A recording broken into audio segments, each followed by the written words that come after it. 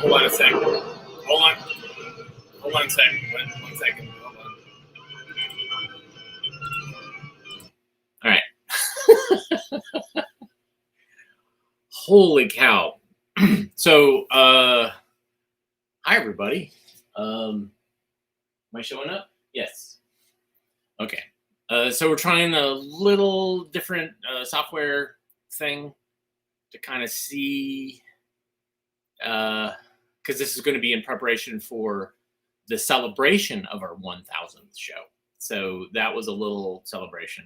It was loud and noisy, cacophonous.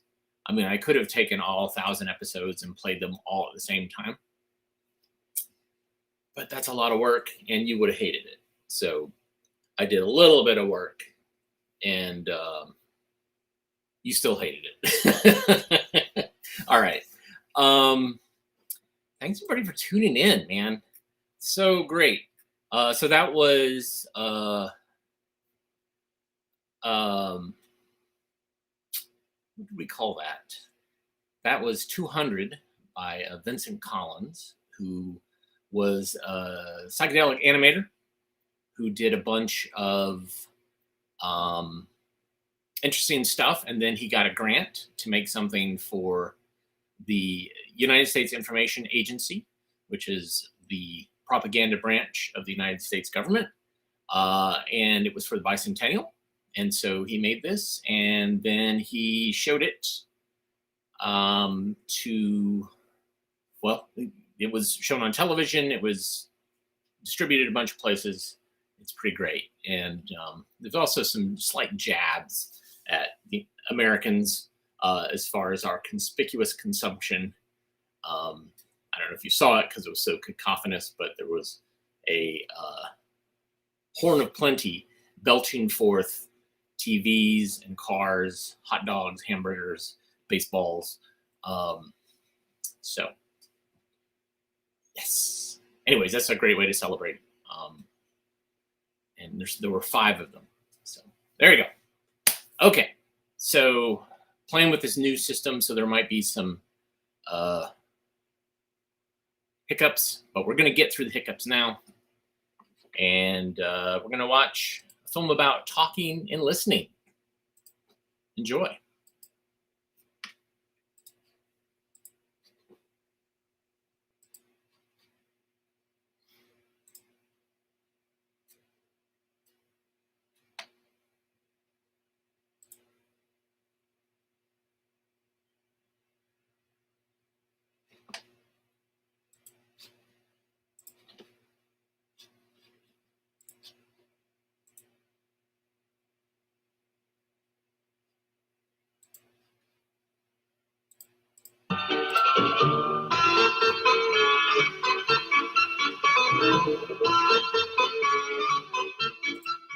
Last summer, Don visited his friends and asked them to come to his home. He asked Phil. He asked Sam. He asked Phil, his brother Alan, and Paul. He also asked Marvin and Bert and Victor. They met Tuesday afternoon.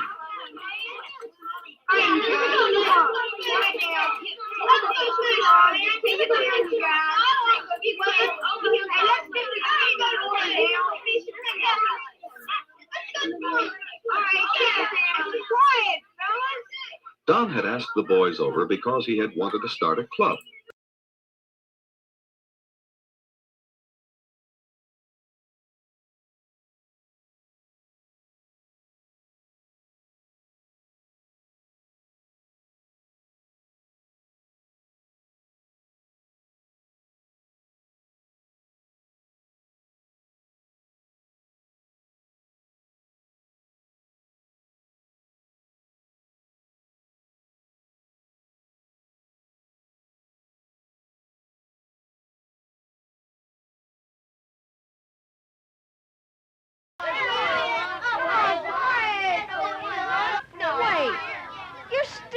Talking one at a time. I think we've got to take turns, not talk when anyone else does. Then who gets to talk first? Don thought it over. He remembered how it had been in school. There, when someone wanted to talk, he raised his hand. Usually, whoever raised his hand first got to talk first. Of course, this was different from school. I don't think that we have to raise our hands, but why don't we make sure the person before has finished? Okay. Can I talk now? Yeah, okay. What I want to say is, I don't know why you want us to get together. We've already got scout meetings and our ball team. Listen, wait a while. I don't belong to the crowd, and we don't have a chance to talk much about crowd. Wait, let's let Phil talk first. Why not me? Because Don is running this meeting. It's his house. That's one way of deciding. Because Don was running the meeting, he had to do a lot of the talking. Now listen, this won't have anything to do with scouts. It'll cost a dime and won't have anything to do with the ball team. I mean, we'll have our regular meetings, but not the same day as other things. What was that about? Don seemed to be talking about several things all at once. Why don't we talk first about what day we're going to meet? School's going to start soon, and a lot of us will have to be home by 5. Bill is talking about only one thing, meeting times. The only way to get anything done is to talk about one thing at a time. My sister home after school. And Marvin has to go to a special class after his regular school. Is that right, Marvin? You don't have to go every day, do you? No, just Tuesday and Thursday. Can't you talk louder? I can't hear. I said no, just Tuesday and Thursday. That was better. Loud enough for all to hear, but not too loud. And it seemed that the boys had learned a few things about talking. Then we can go fishing at the old creek. Most of them tried to take turns, and each tried to make sure someone else wasn't talking before he began. And when two boys wanted to talk, I think we should get some more they people. let Don decide who would talk Phil first. talk. Well, Don, Though you it know was that hard to do, the boys tried to talk about one thing at a time. This year they're... And whoever was talking tried to talk loud enough. And they were offered to go on a This made things easier for the boys, and it kept them from disturbing Don's sister Alice and her friends in the next room. Alice was teaching Margot and Virginia to play her new game. First, you spin a number.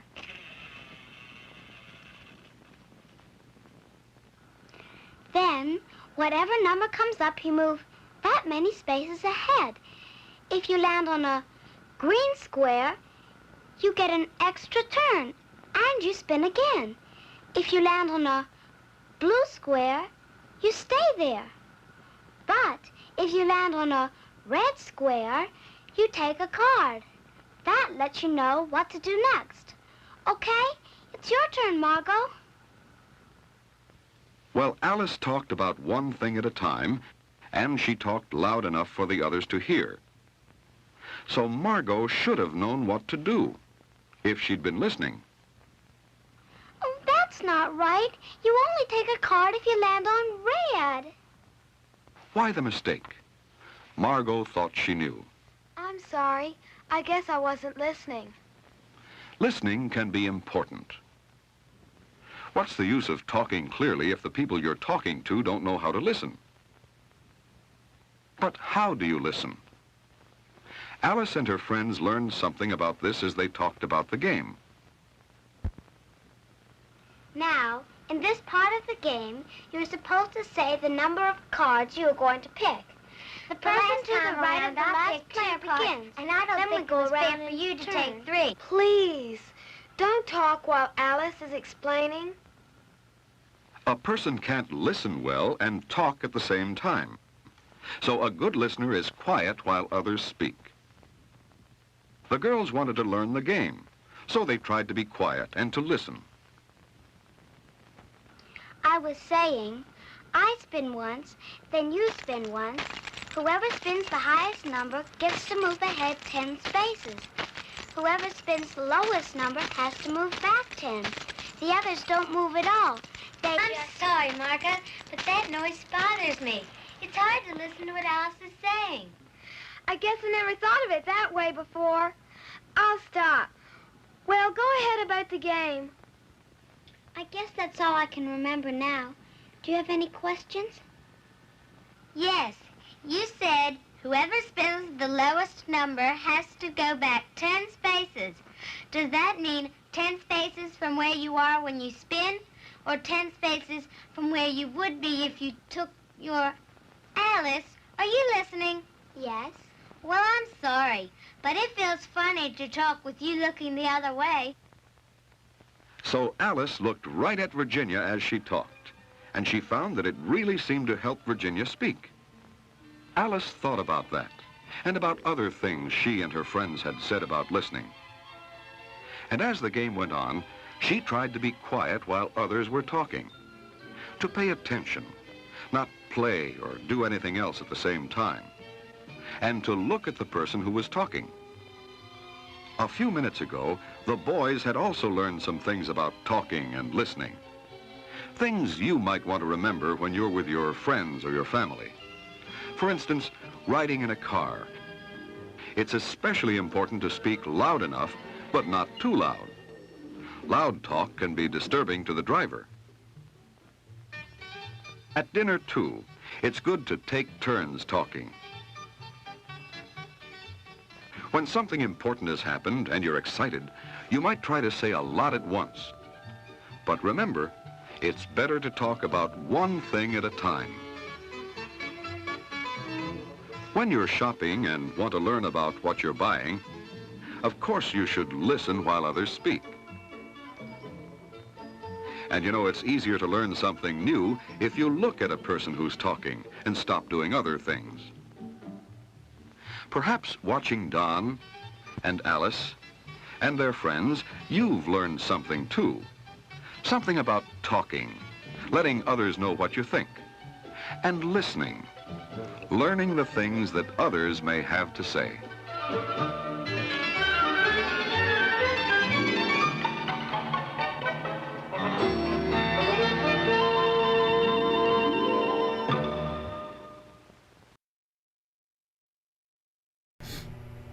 So.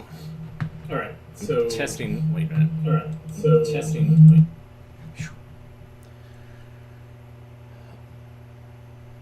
There are so many things going on here.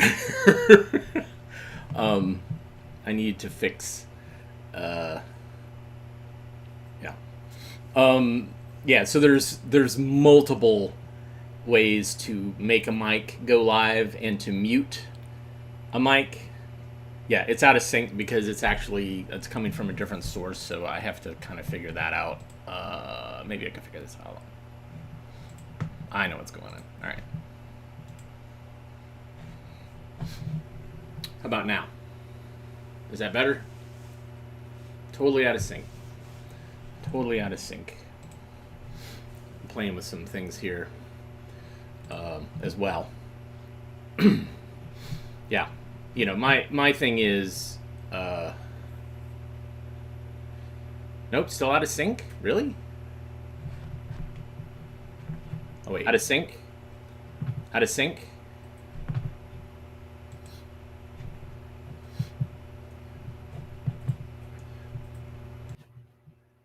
What about now? Am I in sync now?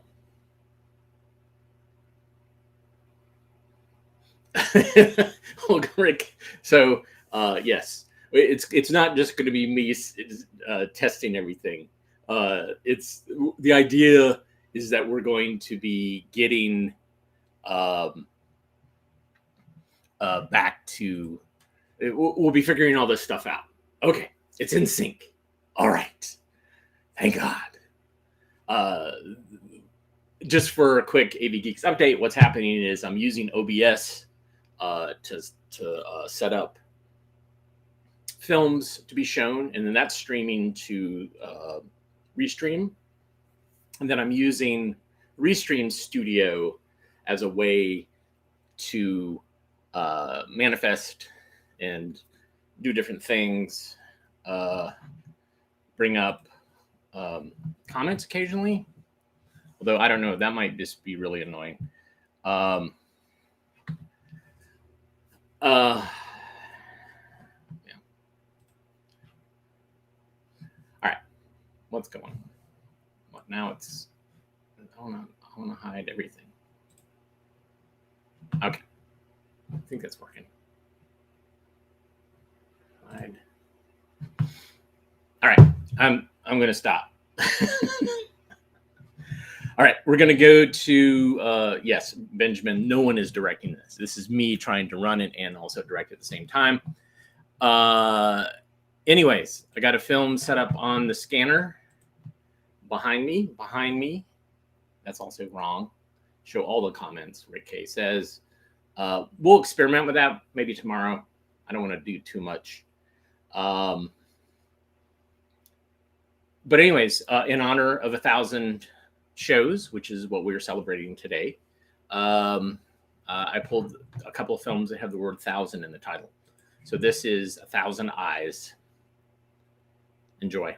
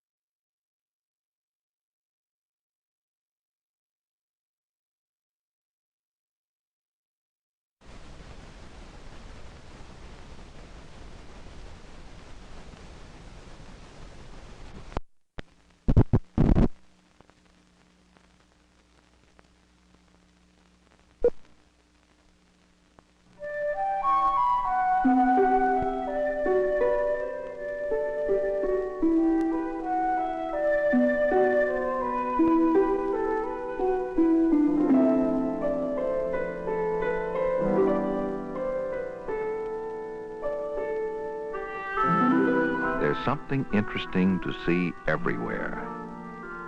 Eyes help us find out about these things.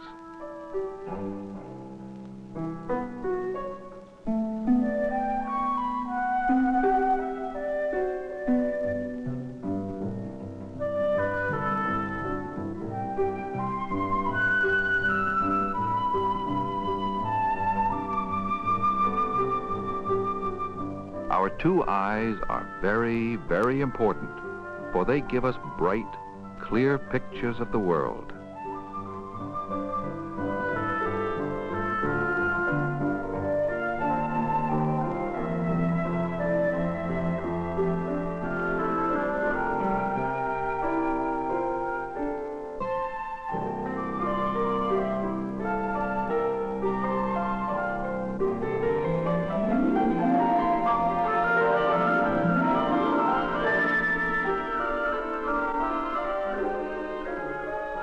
Eyes are important to every animal, too. Did you know that a fly's eye is really made up of thousands of little tiny eyes? A grasshopper has the same kind of eyes as a fly. The grasshopper cares for its eyes by dusting them with special little brushes on its front feet.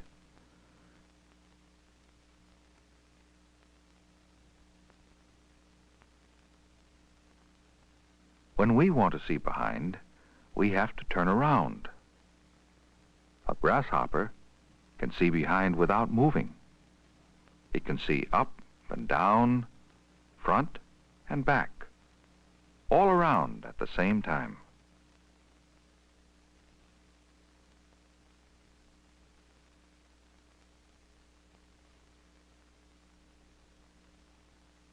No wonder grasshoppers are hard to catch.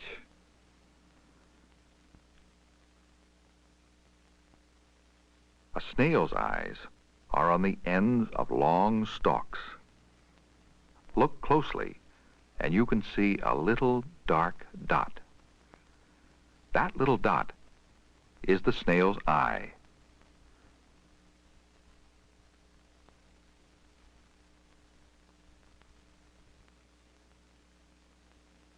You'd think that would be a dangerous place to have an eye, but the snail has a good way of protecting its eyes.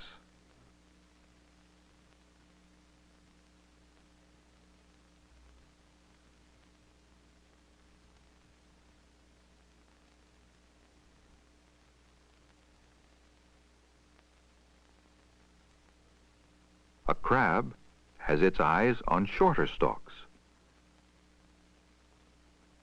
If a crab loses an eye, it will often grow a feeler to replace it.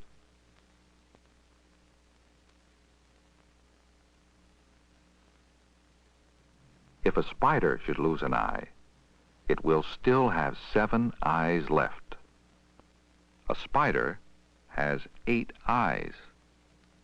You can see 4 eyes right in the middle of its head.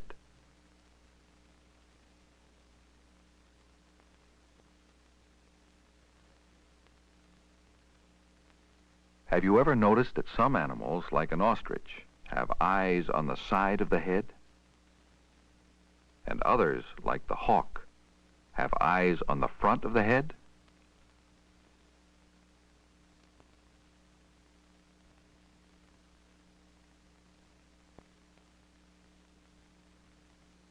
Watch how an owl has to turn its head to see things on either side.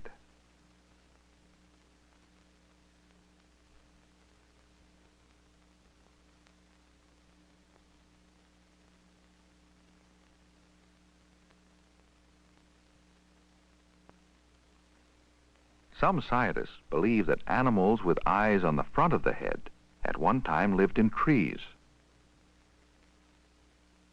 Having the eyes in front helped tell them how far above the ground they were. Most animals with eyes on the front of the head are hunters.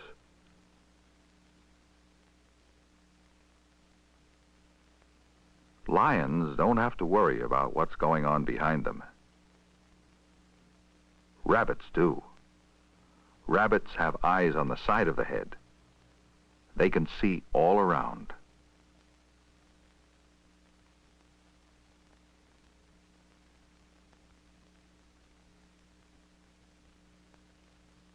A prairie dog's eyes are on top of the head. When a prairie dog comes out of its underground home, It can see its enemies, like hawks and owls, approaching from above.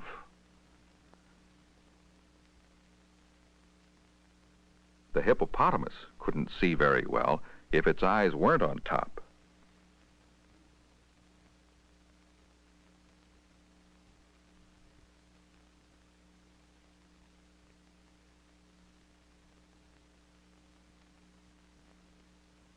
A llama has long eyelashes. Eyelashes help keep tiny bits of dirt out of the eye.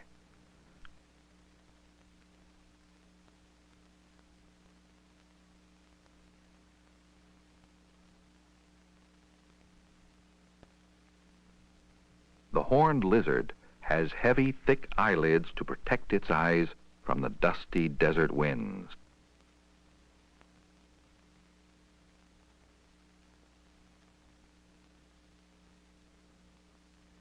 Goldfish have neither eyelids nor eyelashes.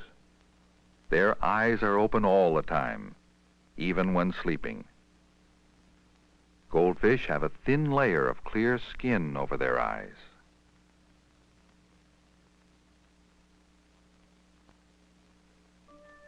Different animals have eyes of different colors.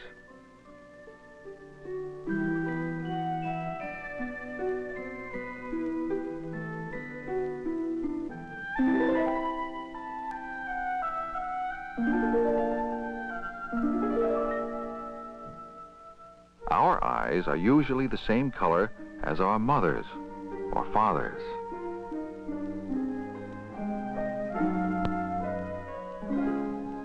Eyes all work in the same way, but some people's eyes don't work as well as others. When this boy takes off his glasses, things look like this to him. When he puts them on, things look clearer. With glasses, his eyes are as good as anyone's. Have you noticed that eyes tell how people feel? They show when they're mad and when they're glad.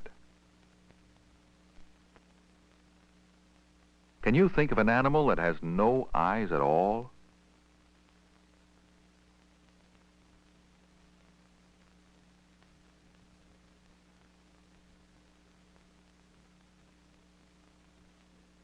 The earthworm doesn't need eyes where it lives. But we do. And that's the reason we should be careful with our eyes. If sand or dirt gets in your eye, don't rub. Blink hard. Or ask a grown-up to help you.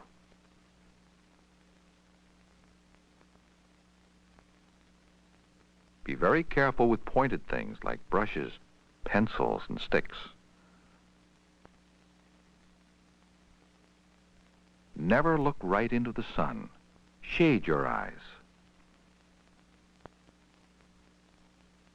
When you look at books, be sure the light comes over your shoulder and not right into your eyes. Eyes are a wonderful and priceless possession.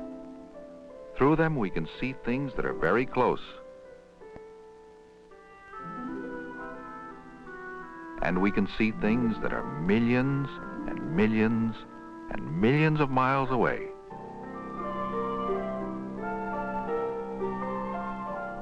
That's how wonderful our eyes really are.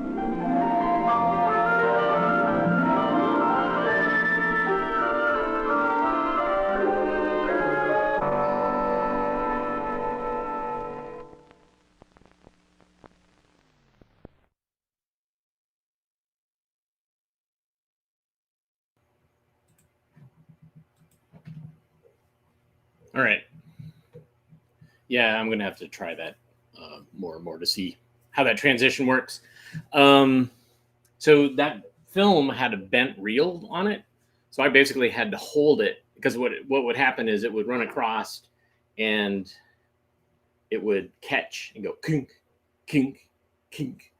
Out of sync again? Really? That doesn't make any sense. Um,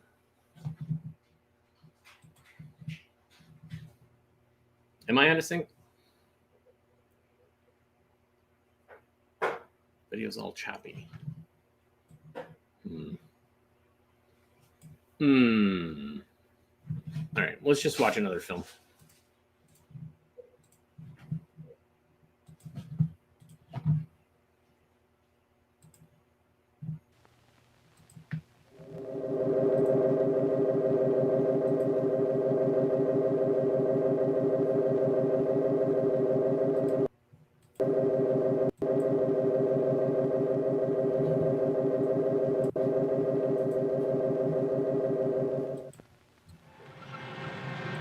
Red is the color which means stop. Red means danger. You should mentally see red whenever you pick up anything that cuts. Without crossing the red line, can you cut yourself?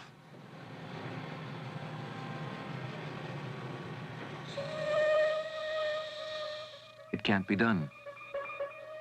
Keep this in mind when you hand a tool to somebody else. Keep it in mind when you pick up a tool. All tools must be kept in safe condition. A file without a handle is a hazard. Make sure the file you use has a handle. Don't take chances. It's important to keep tools sharp. A sharp tool does better work. It's also safer to work with. Know how to treat tools correctly, how to handle them safely, and how to maintain them properly. It doesn't take long to sharpen a chisel. A worn-out screwdriver can be filed and reshaped into a good and safe tool.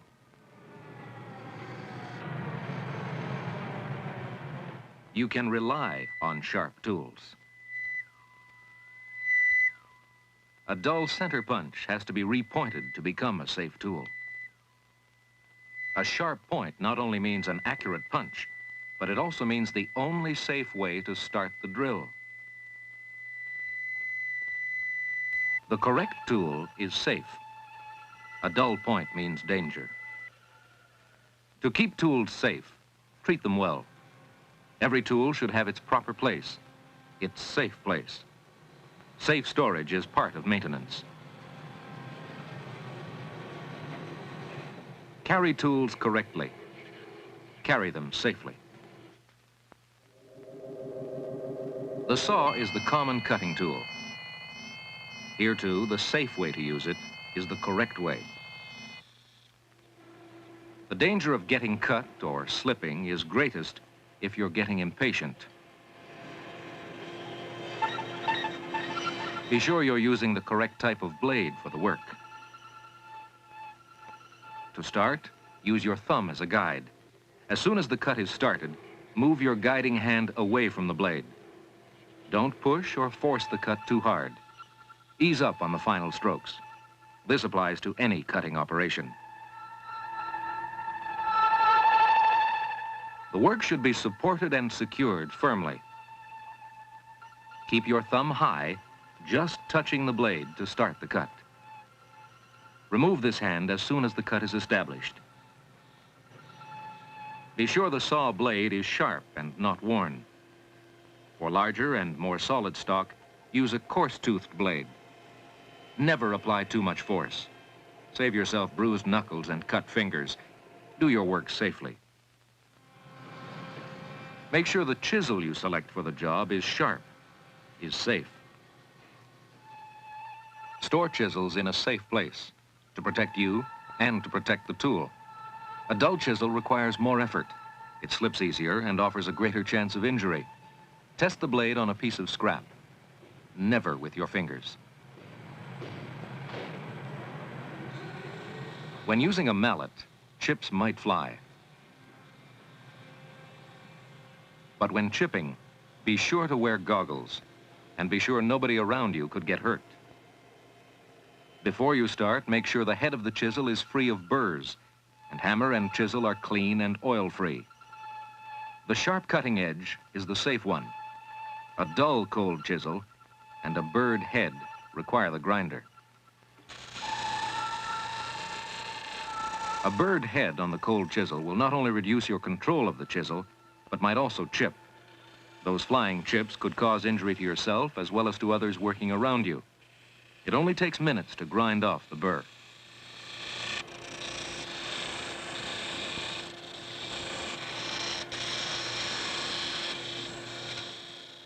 Know what you are doing and how to do it safely. If your thumb is used as a guide, don't let that thumb get ahead of the chisel.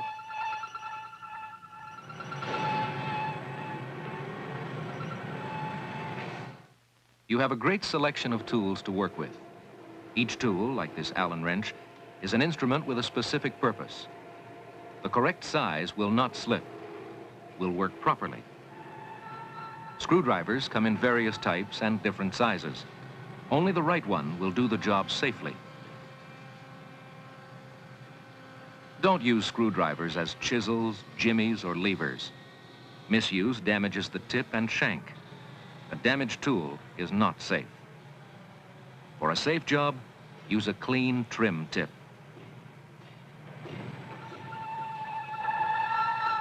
A damaged tip will damage the screw, the work, or your fingers. Use the right-sized screwdriver, and you'll avoid damage to the screw and possible injury to yourself.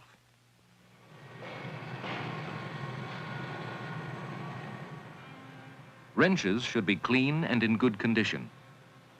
A worn or oily wrench can slip too easily. The right wrench used properly, used safely, ensures that your work is done well and that you'll avoid bruised knuckles or other injuries.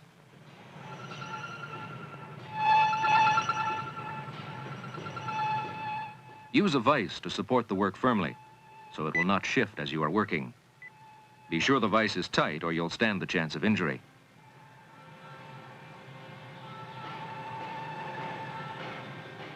Work safely and think of safety when you leave the bench. When a vise is not in use, leave it tight, minus half a turn. This way, if someone bumps into a vise handle, it will give a little and not bruise him.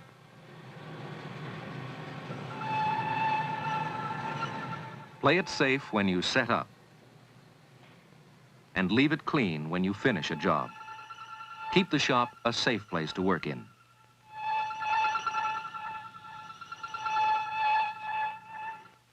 Sharp edges can cut like knives. Sheet metal has to be treated with respect. Those points can pierce an ordinary shoe. When handling sheet metal, watch out for those around you. Wear gloves whenever possible to protect your hands. Most shears have guards. Still, keep hands back from the blade. Don't get 1 foot under the treadle. Folding requires careful lining up. Don't forget your fingers. Gloves might be too awkward for handling smaller work, but small edges and small corners are just as sharp as big ones. Be extra careful. Do your friends a favor. Don't talk to them when they're working. Edges are like knives, so protect your hands and use vice grips so nothing can slip. Sheet metal is heavy. Solid shoes on a non-slip mat and the best protection you can find for your hands are important for your safety and also important for the job.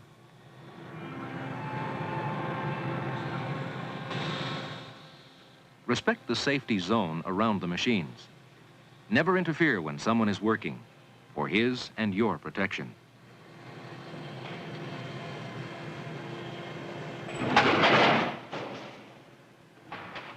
Concentration is part of protection, and tidiness is an important part of safety.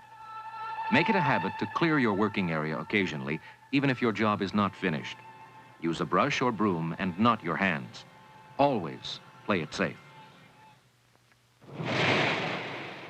A flame or heat employed safely is essential for many of your projects. Don't light up with a match. Know what you are doing, whether you're using a forge or a welding torch. The exhaust fan should be running before lighting up any flame. Dress protectively, heat-shielding apron, gloves, and goggles. The anvil should be close to the forge. Don't endanger those around you. Before starting to work, be absolutely sure that there is no material near that could mean danger of fire from flame, sparks, or hot slag. There are many hazards in this area. The air should be kept circulating. Know all safety-approved standards and rules. Know about all possible mishaps that could arise when acetylene and oxygen are mixed. Don't work with oily or greasy hands or gloves. Grease and oil anywhere are easily ignited and in the presence of oxygen burn fiercely. Check that valves are closed. Lay out enough hose and carefully to avoid kinking and strain on the regulators. Check that all valves read 0 before you open a cylinder valve. Always start with acetylene. 15 psi-G is the maximum pressure. Light the torch immediately to avoid free gas in the shop. To light the forge, use a small torch already lit. Then open the valve and light immediately.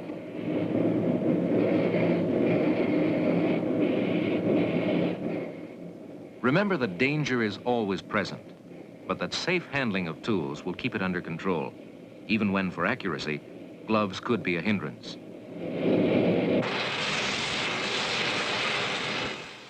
A heat tray is one good way to keep hot metal out of the way.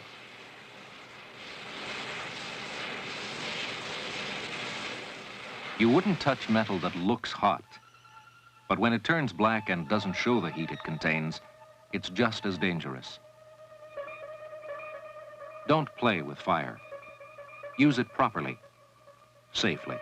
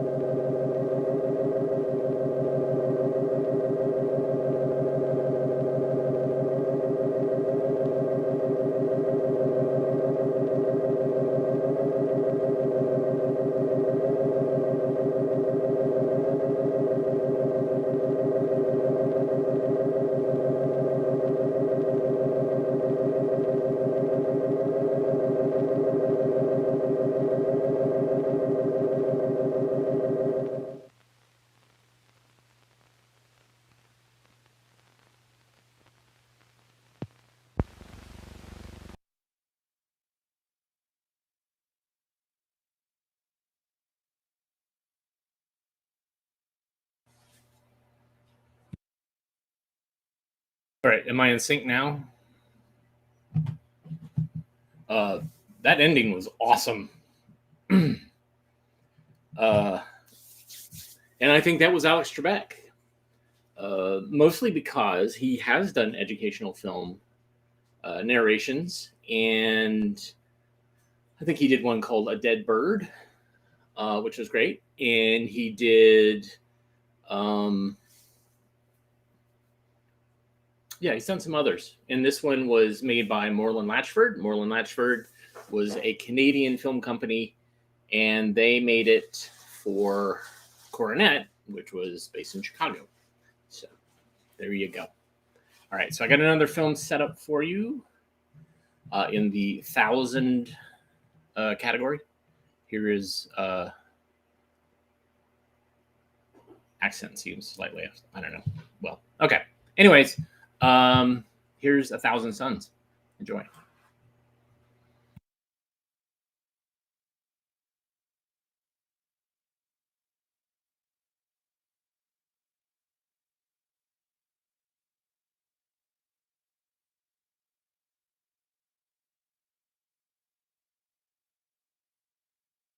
Plants, and only plants, turn sunlight into things.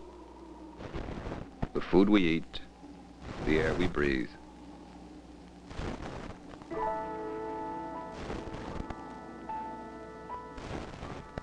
Soon, we may have a new source of warmth. Fusion, the power that makes the sun glow, the stars shine, ultimate energy. Soon, every child may have 1,000 suns, which is to say, absolute power, which is to say...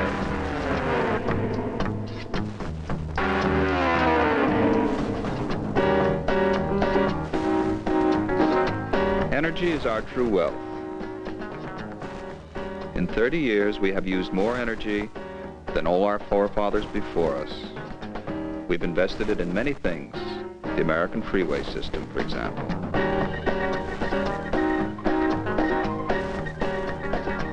"75,000 miles long, connecting every city in the nation. It is the largest man-made object in the world.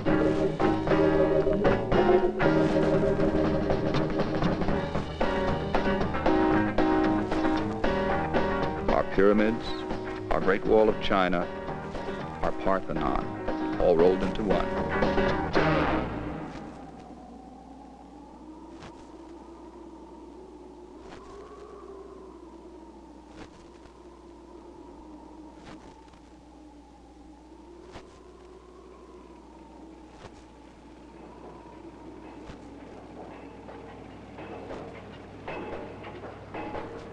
We found a wilderness rich in wood and coal and oil, and we used it to make machines, which made more machines, which made more, until less than 1% of our work is done by human muscle.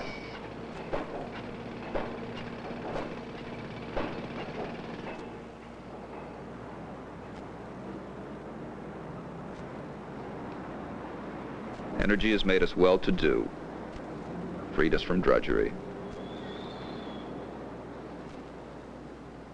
But can happiness be mass-produced, or can it be measured by the gross national product?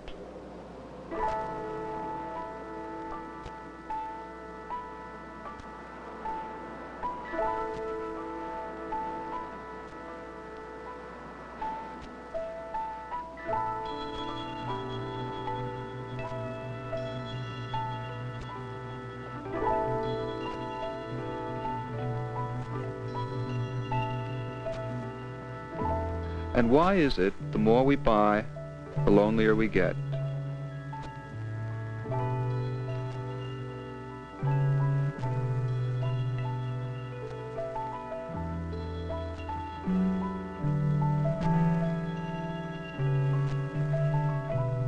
Perhaps we are making things just to be making things.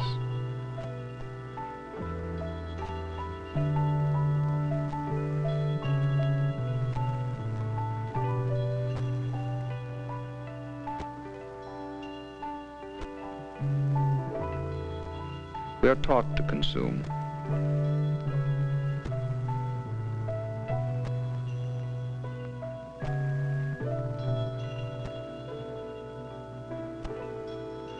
Taught to equate happiness with things.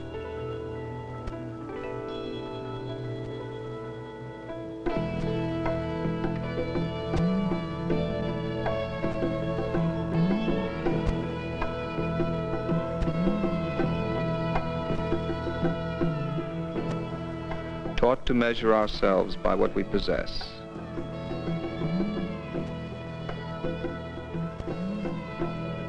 Yet discarded casually.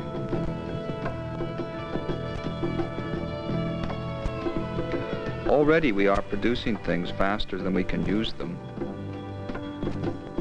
Waste has become our most important product.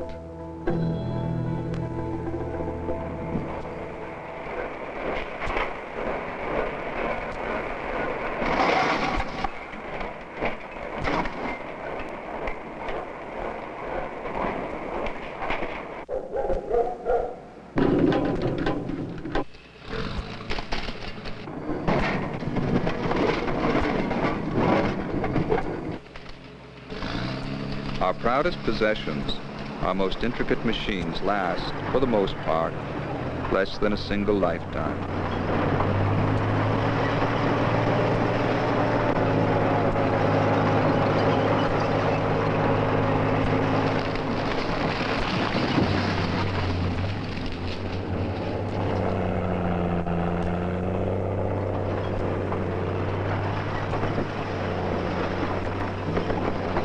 We have used our energy to build a throwaway civilization.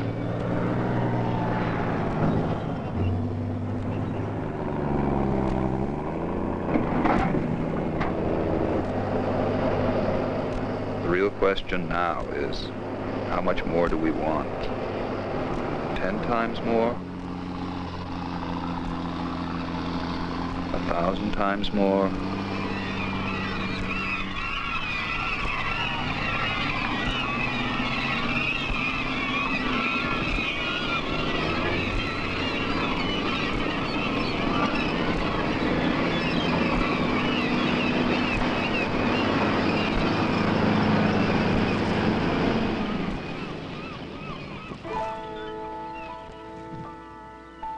Our lives belong to us.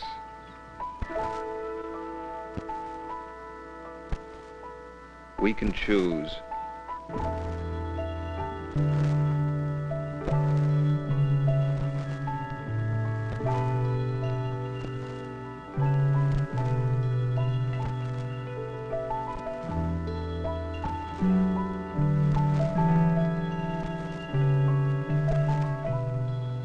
We can care.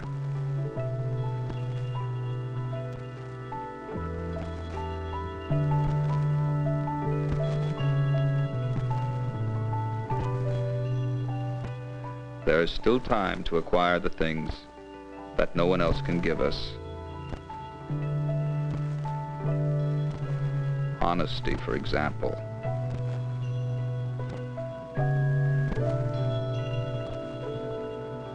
And a sense of wonder.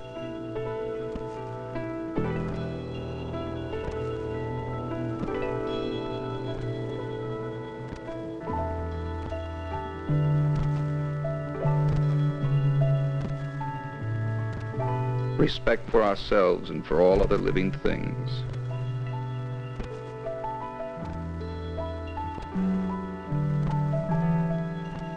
If any energy is infinite, then surely it is the human spirit, for with it we can explore the mysteries that lie in the tiniest leaf and the most distant star.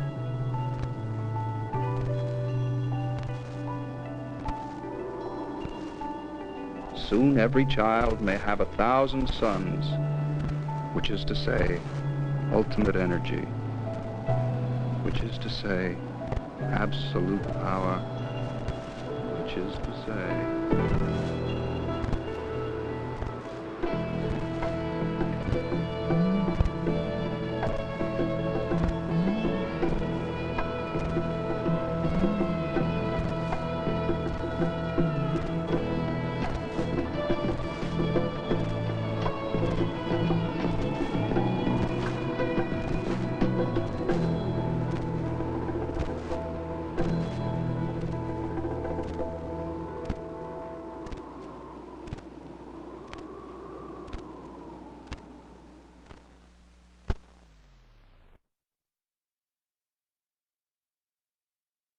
Some weird water damage in there. And some bongos, yes. I'm going to try this. Let's see what happens. I'm going to overlay the chat. Try to. New comments will show display here.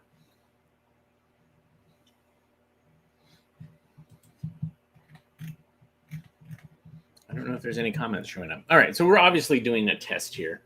Oh, there we go. Palette cleanser. That's what you want, William? You want a palette cleanser? All right, let me see if I can find one. In the meantime, all you guys are seeing all this stuff. Hey, this is something we haven't seen in a while. And this is someone who's going to be helping me at the very beginning of the 1,000th show. This is my intern, Mari. Enjoy. Hi everyone, this is a day in the life of an intern for a film archive in Raleigh.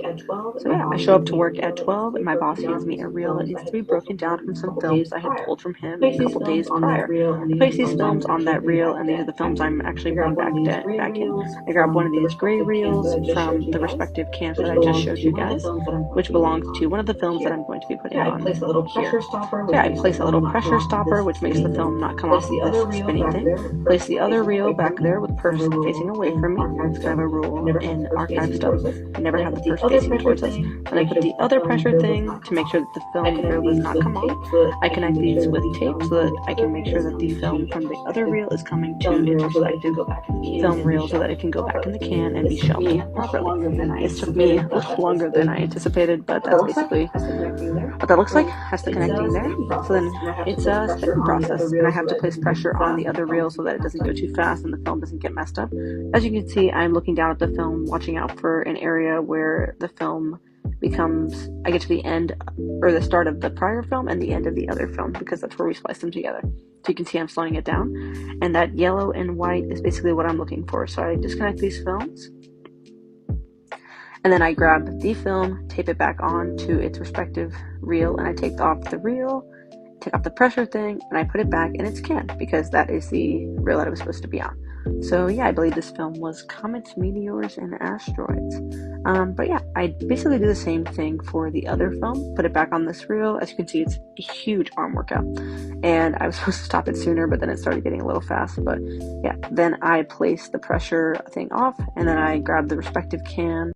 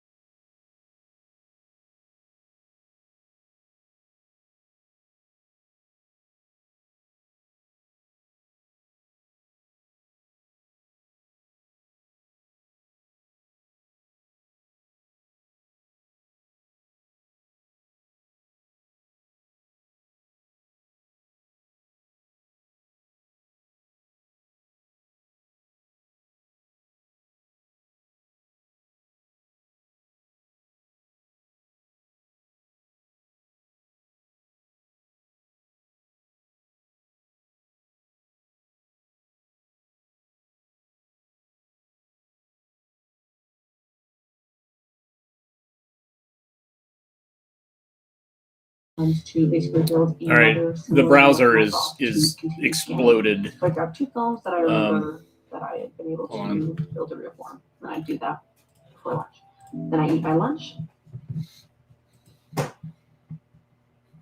Yeah, so the browser just stopped responding.